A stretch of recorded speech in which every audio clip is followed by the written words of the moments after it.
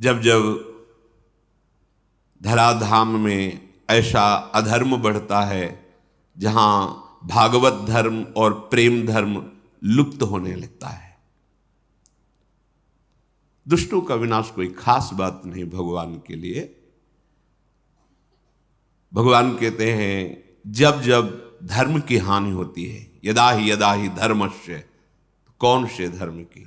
भागवत धर्म की, प्रेम धर्म की। जब उसका प्रकाश करने वाला कोई नहीं दिखाई देता और लुप्त होता चला जाता है तो स्वयं भगवान पधारते हैं, ऐसी दिव्य लीलाएं करते हैं जिनको गा गा कर भागवत धर्म और प्रेम धर्म में स्थित हुआ जा सकता है। कृष्णाय वासुदेवाय देवकी नंदनाय च और नंद गोप कुमाराय गोविंदाय नमो नमः।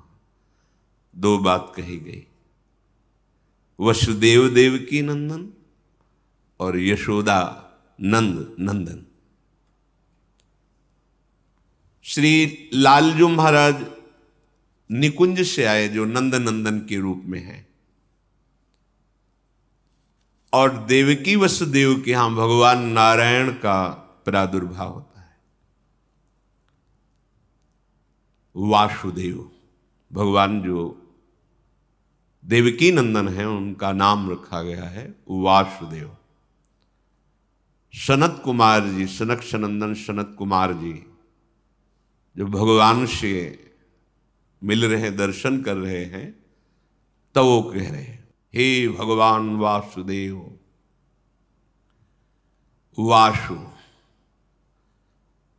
समस्त ब्रह्मांड जिनके एक रोमकूप में वास करता है, ऐसे अनंत ब्रह्मांड जिनके रोम कूपों में वास करते हैं। वासु सर्वनिवासस्य विश्वान यशु लोमशु तस्य देवः परम ब्रह्म वासुदेव इति रीता। जिनके लोम कूपों में अनंत विश्व ब्रह्मांड स्थित हैं, वो सर्वनिवास, वो महान, वो परम पुरुष, महान देव स्वामी आपको वासुदेव कहते हैं। वही आप महान, वही आप परम पुरुष वासुदेव के रूप में है। चारों वेद पुराण इतिहास जितना भी वर्णन है प्रभु आपका है। कहीं भी किसी भी ब्रह्म ऋषि ने ऐसा नहीं देखा कि आपका तन, आपका ये शरीर सप्तम धातु से बना हुआ है। किसी वेद ने निरूपण नहीं किया, किसी मुनि ने ऐसा अनुभव नहीं किया। यहां हम सब साक्षी हैं, धर्म साक्षी है, सर्व साक्षी है, वेद साक्षी है कि आप सच्चिदानंदमय तनु भगवान वासुदेव हैं। किसका नमस्कार? जो कंस कारागार में चतुर्भुज रूप में प्रकट हो रहे शनकादि, उनका दर्शन करके वर्णन कर रहे हैं। मंगलमय भाद्रपद के कृष्ण पक्ष की अष्टमी है। मध्य रात्रि का समय, सब ओर घोर अंधकार छाया हुआ है, पर सारी प्रकृति एक नवीन आनंद उत्सव में भरी हुई है, क्योंकि प्रकृति के स्वामी परमात्मा का प्रादुर्भाव हो रहा है। उल्लास में भरी हुई संपूर्ण प्रकृति है। प्रकृति के परम आश्रय, प्रकृति को भी सृजन करने वाले परम देव पधार रहे हैं, तो प्रकृति उल्लसित होकर उनका स्वागत कर रही है। दिशाओं में प्रसन्नता छाई हुई है। यद्यपि बहुत ही आसुरी प्रवृत्ति का बोलबाला है, एक से एक बड़े भयंकर असुर प्रकृति के अधिकार संपन्न जन हैं। भौमासुर, बड़े बड़े जरासंध, कितने कितने ऐसे, और कंस के तो बल से प्रभावित होकर अपनी पुत्रियों का ब्याह जरासंध ने किया था। महान बलि जरासंध। सब तरफ दुख, क्लेश, अशांति फैली हुई है, पर प्रभु का अवतार हो रहा है तो इस समय आनंद ही आनंद छाया हुआ है। स्वयं नदियों का जल निर्मल हो गया। सरोवरों में रात्रि में ही कमल खिल उठे। वृक्षों की शाखाएं बिना ऋतु के पुष्प और फल से संपन्न हो गई। जो भजन करने वाले यत्र तत्र साधु महात्मा हैं, उनको एक अलौकिक आनंद की अनुभूति हो रही है, क्योंकि उनके प्राणाराध्य प्रकट हो रहे हैं। वायु सेवा कर रही है, शीतल मंद सुगंध प्रवाहित हो रही है। देवताओं की दुंदुभियां बिना बजाए अपने आप बजने लगी, क्योंकि सर्वलोक महेश्वर का प्रादुर्भाव हो रहा है। गंधर्व किन्नर एक अलौकिक प्रेरणा से गान कर रहे हैं, नृत्य कर रहे हैं। रात्रि के समय सिद्ध चारण, बड़े बड़े पदाधिकारी लोक के लोकपाल जो ईश्वर कोटि के हैं, सब स्तवन कर रहे हैं। एक अद्भुत जो समाधि में आनंद प्राप्त होता है महत योगी जनों को, आज सबको स्वाभाविक एक शीतलता, शांति, एकाग्रता, परमानंद की अनुभूति हो रही, क्योंकि भगवान का प्रादुर्भाव हो रहा है। अनंत सूर्य, अनंत चंद्रमाओं जैसा जहां कंस का कड़ा पहरा है, राक्षसी स्वभाव के मायावी द्वारपाल हैं, जो कोई सूक्ष्म रूप धर के भी आ जा नहीं सकता है, ऐसे मायावी हैं कंस के पास, जो उस समय वर्तमान में द्वारपाल लगे हुए हैं, क्योंकि उसको भय ये आखिरी संतान है, यही मेरी मृत्यु का कारण होगी, बहुत सावधान है। जैसे अनंत सूर्य चंद्र एक साथ प्रकाशित हो गए हों, ऐसे मथुरा में कंस कारागार में दिव्य प्रकाश प्रकट हुआ। देखा शंख चक्र गदा पद्म धारण किए हुए चतुर्भुज, विशाल नयन, वक्षास्थल पर दिव्य श्रीवत्स चिन्ह, भृगुलता, भृगु जी के चरण चिन्ह, रत्नहार धारण किए, विविध आभूषण, दिव्य कांति, किरीट मुकुट कुंडलधारी, अंग अंग से सौंदर्य और ऐश्वर्य टपक रहा है। सौंदर्य और ऐश्वर्य अंग अंग से, ऐसा दिव्य अद्भुत रूप देखकर वसुदेव देवकी कितने कष्ट में थे। विचार कीजिए, कितने कष्ट। ऐसे दुष्ट स्वभाव के शासक, और उसको भय है कि इनसे संतान जो होगी वो मेरी मृत्यु का कारण, बड़ा कष्ट में जीवन, घोर अंधकार में जेल में हथकड़ी बेड़ी पड़ी हुई। हमें थोड़ा कष्ट होता है हम भगवान को शिकायत करने, ये इतने महान तप संपन्न है कि भगवान की पिता होने का सौभाग्य, पर कैसा कष्ट है, घोर पहरा है। उस अंधकार में ऐसे तेजोमय रूप को देखकर अद्भुत आनंद वसुदेव और देवकी जी को हुआ। भगवान प्रकट होकर उन्हें अभय वचन दे, अब आप डरो मत, जहां मैं पधारता हूं वहां क्लेश परंपरा ही खत्म हो जाती है। तुम्हें याद कराने के लिए बता रहा हूं, तुमने पूर्व में हमारे को प्राप्त करने की तपस्या की है। भगवान के इशारे से उनको पूरा बोध हो रहा है। तुम कंस के भय से अधीर हो रहे हो। कंसादह मधीरधी, अब तुम्हें किसी से भयभीत होने की जरूरत नहीं। जो मुझे स्वीकार कर लेता है, जिसे मैं स्वीकार कर लेता हूं, काल का भी उसके ऊपर भय नहीं रहता। अब तुम प्रसन्न हो जाओ। देखते देखते भगवान चतुर्भुज रूप से अंतर्धान होकर बाल रूप हो गए, रुदन करने लगे। भगवान का वो बाल रूप द्विभुज, चतुर्भुज ऐश्वर्य रूप, द्विभुज बाल रूप देवकी की गोद में। अब तो देखकर बहुत ही अधीर हो गए, क्योंकि वात्सल्य उमड़ा तो ऐश्वर्य का विस्मरण हो गया। ऐश्वर्य रूप इसीलिए दिखाया कि तुम भय मत करो, मैं सर्वलोक महेश्वर भगवान हूं। पर जीव ही बाल रूप में इंद्र नीलमणि कांति स्वरूप, अब तो अधीर हो गए और रुदन करते हैं कि प्रभु, जहां ये सूर्य उदय हुआ, द्वारपालों ने बताया जाके तहां वो दुष्ट आएगा और आपको मार देगा। मैं बहुत अधीर हो रहा हूं प्रभु, मेरा ज्ञान कार्य ही नहीं कर रहा है, क्योंकि वात्सल्य के आगे ये सब नहीं चलता। भगवान का ऐश्वर्य भी वात्सल्य के आगे नहीं चलता। प्रभु मुझे आपकी रक्षा के लिए बहुत भय है। प्रभु ने कहा यद्यप तुम्हें भयभीत नहीं होना चाहिए, पर आप वात्सल्य के कारण भयभीत हो रहे हो तो मुझे गोकुल पहुंचा दो और वहां मेरी महाशक्ति योग माया प्रकट हुई है, तुम उसको ले आओ, मुझे वहां पहुंचा दो, तुम निर्भय रहो। भगवान का शिशु रूप जो देवकी की गोद में था, कितना कष्ट। अखिल लोक आनंद सिंधु गोद में है, वो कह रहे मुझे अभी पहुंचा दो।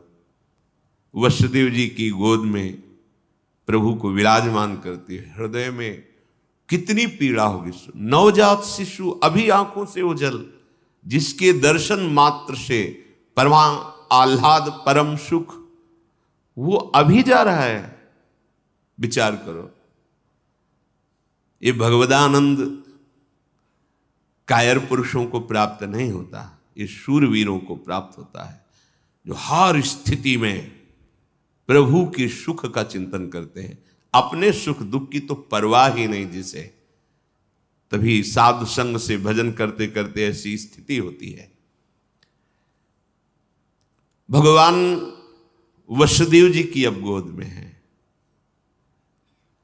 वसुदेव जी भगवान की महिमा का स्मरण करते हैं, हृदय से लगाते हैं, तुम्हें कैसे दूर करूं, तुम्हें कैसे छोड़ के आऊं।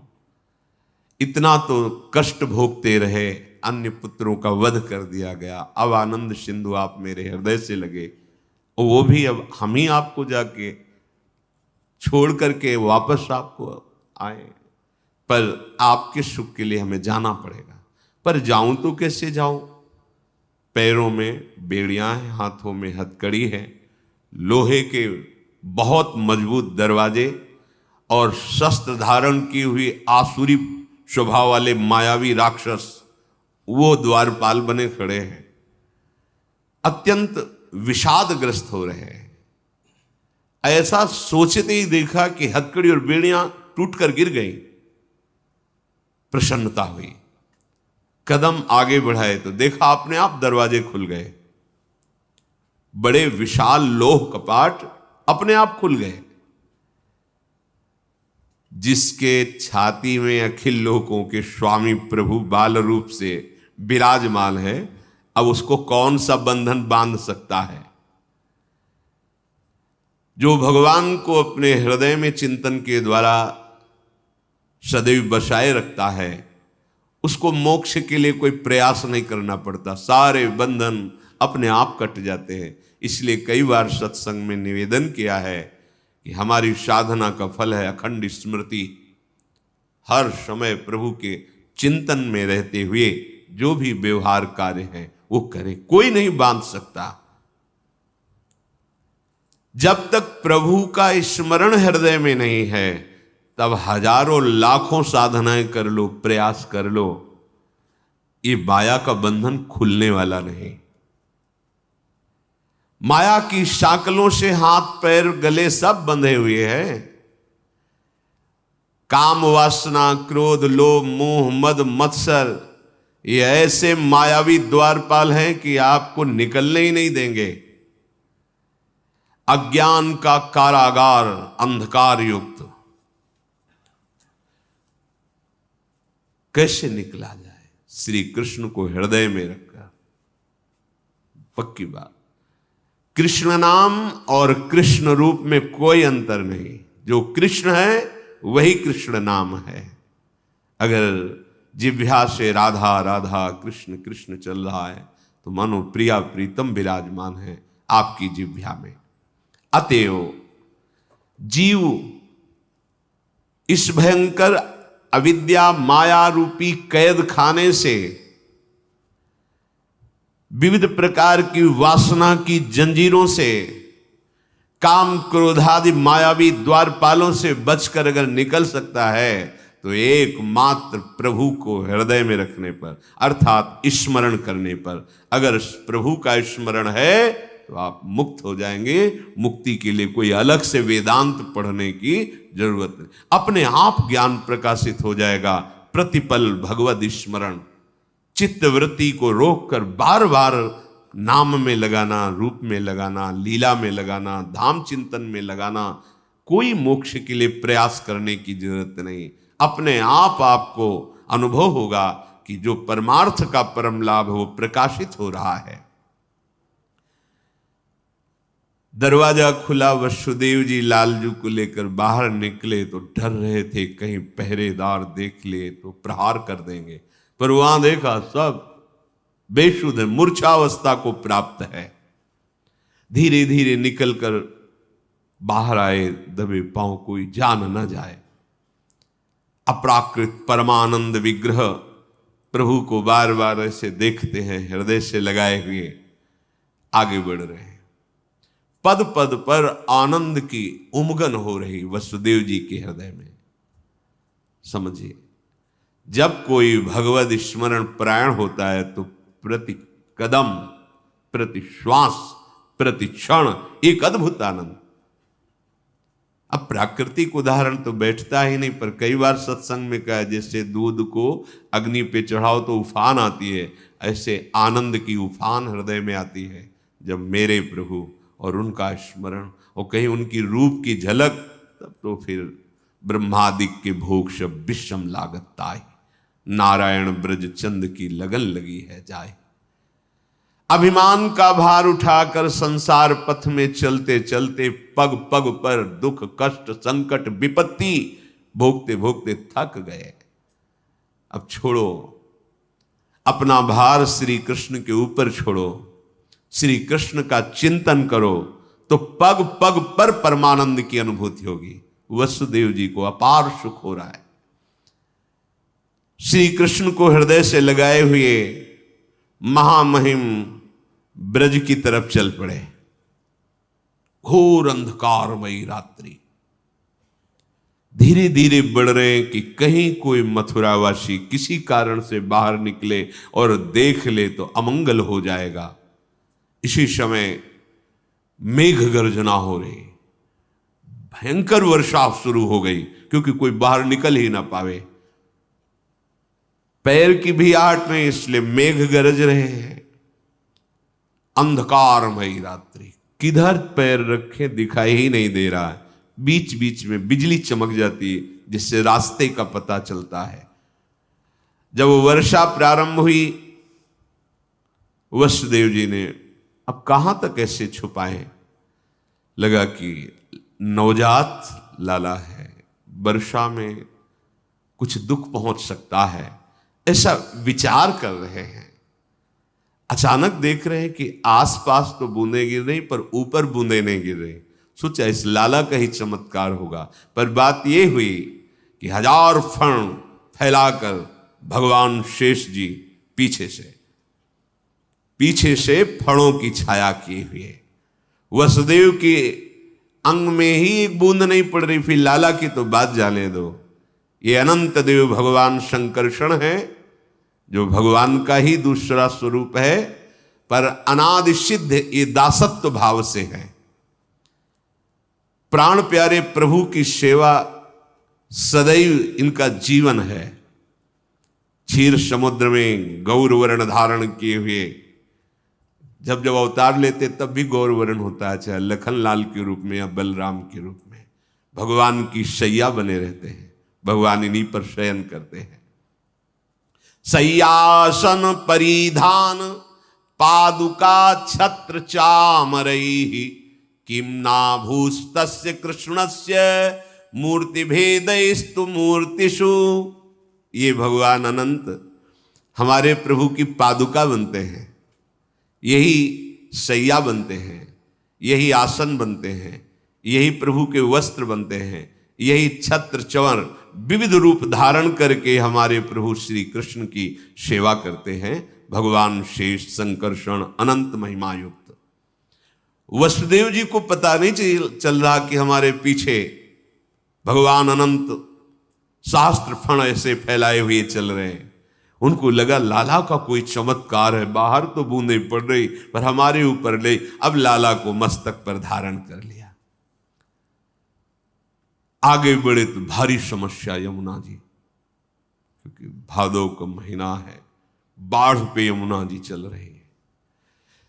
एक क्षण रुके, अब क्या करूं, क्योंकि अथाह यमुना जी, और यमुना जी पहले से अधिक उल्लसित होकर बड़ी ऊंची ऊंची तरंगे, कोलाहल मच गया। यमुना जी प्रीतम पधार रहे हैं, यमुना जी उल्लसित हो रहे। वसुदेव जी देख रहे सैकड़ों भंवरे, सैकड़ों तरंगे ऐसी उछल रही जो भय प्रदान कर रही। ऐसे छोटे लाला को लेकर कैसे पार हो पाऊंगा? अगर रुकता हूं तो लौटने में प्रातःकाल सूर्य उदय हो जाएगा, कैसे क्या करूं? लाला को सुरक्षित पहुंचा, चलो हम अपने प्राण दे देंगे, जब तक लाला को हम बचा पाएंगे, उठाते चले जाएंगे, ऐसा भाव समझो। जब आप प्रभु प्राप्ति के लिए चलोगे तो ऐसा नहीं कि सहज मार्ग है आप निकल जाओगे, भयंकर बाधाएं खड़ी होती हैं। पर आपने यदि प्राण समर्पित कर दिया है तो कोई भी बाधा आपको परास्त नहीं कर सकती। जो इस भाव में रहता है कि मेरे प्रीतम सुखी हो और मुझे नरक मिल जाए, कोई परवाह नहीं। अगर प्रीतम को आनंद मिलता है कि मैं तड़पूं, कष्ट युक्त रहूं, तो वो कष्ट मेरे लिए हजारों सुख से बढ़कर है। वसुदेव जी ने निश्चय किया, अब ये जीवन प्रभु के लिए, क्या डरना। और यमुना जी में कदम रखा, यमुना जी और उल्लसित हो रही। प्रभु ने सोचा कि जब तक चरण स्पर्श नहीं होंगे इनका उल्लास बढ़ता जाएगा चरण स्पर्श के लिए। और जैसे जैसे वो जल में प्रवेश करते तैसे तैसे और ऊपर उठाते जा रहे हैं। प्रभु ने अपने चरण अभी प्रकट हुए बड़े कर दिए। यमुना जी जीव ही चरण स्पर्श की नम्र हो गई, जल अपने आप घटने लगा, बस घुटनों घुटनों पूरी यमुना जी हो। वसुदेव जी को लगा कि ये कुछ चमत्कार लाला का ही है, क्योंकि अभी तो ऐसा तूफान में स्वरूप यमुना जी का मैं भयभीत हो रहा था। वसुदेव जी प्रभु को लेकर के आगे बढ़े, इतनी प्रेम विवशता है कि मार्ग ही नहीं दिखाई दे रहा।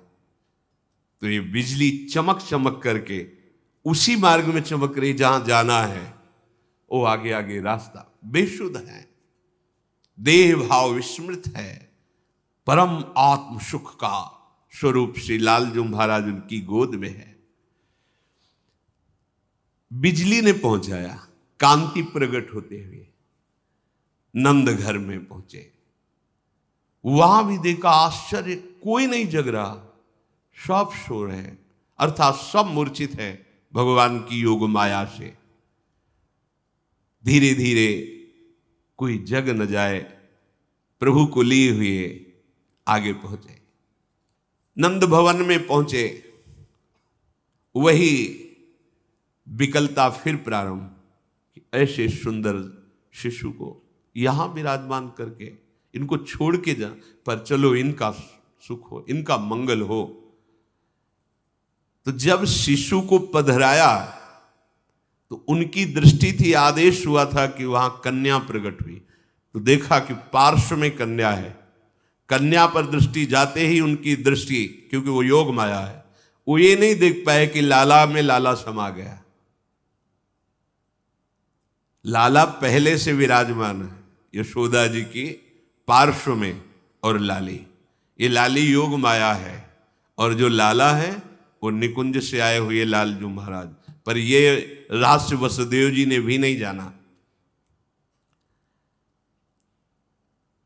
कन्या को उठाया, फिर हृदय में दाह, क्योंकि प्रभु को छोड़कर जा रहे, हृदय में वियोग है, अब कब दर्शन होंगे आपके। ये बात किसी को पता नहीं है।